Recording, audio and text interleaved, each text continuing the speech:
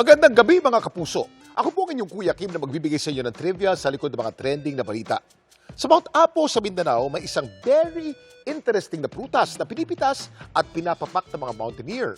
Para kasi itong blueberry. Opo, ang prutas na akala natin sa abroad lang nakikita, meron din dito sa Pinas. Gabundok na lakas ng loob ang laging baon ng hike organizer na si Bianca. Sa tuwing inaakyat niya ang pinakamatayog na bundok sa Pilipinas, ang Mount Apo sa Mindanao. Ang hike nakakahingal man, pero worth it daw. Pagdating kasi sa bahaging ito ng Mount Apo na tinatawag nilang Boulder Zone, may matamis na sorpresa na naghihintay sa mga mountaineer. Dito may mga tumutubong halaman na ang mga asulo itim nitong bunga na para mga blueberry ang itsura. Libre lang na mapipitas at makakain. Ang tawag nila dito, wild berries o Mount Apo berries.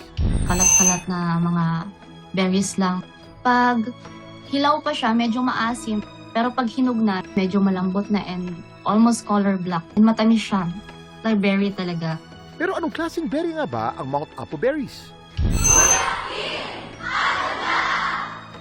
Kapag sinabi nating berries, ang pumapasok sa isip ng marami ay maliit, makatas at kadalas ay matamis o maasim na prutas, gaya ng strawberry, blueberry at raspberry.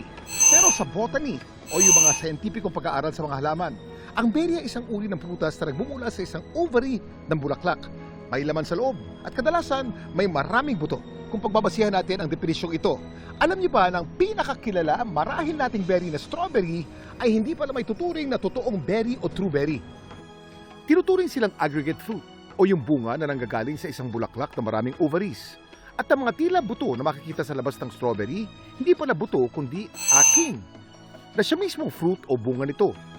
Ang wild berries na tumutubo sa Boulder Zone ng Mount Apo, mga Vaccinium phallax.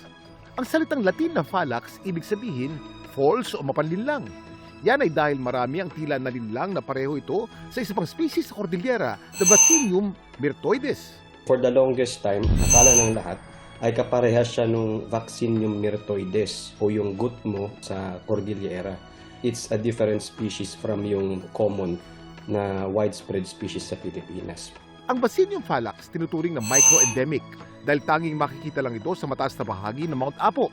Doon siya na-record sa may mga boulders malapit sa mga sulfuric vents more than 2,500 meters above sea level. Katunayan sa isang scientific journal na nilathala ng grupo ni Tamayo noong 2024, napag-alabang Mindanao ang tinuturing na sentro ng blueberry diversity sa Pilipinas. Sa ngayon, meron tayong 45 species ng blueberry sa Pilipinas. Madami pa tayong ibang species ng blueberries na may potential na pwedeng kainin at gamitin. At alam niyo bang sa yaman ng kagubatan ng Mount Apo, may isa pang malaberry rin na prutas na matitikman dito. Anong klaseng berry naman kaya ito?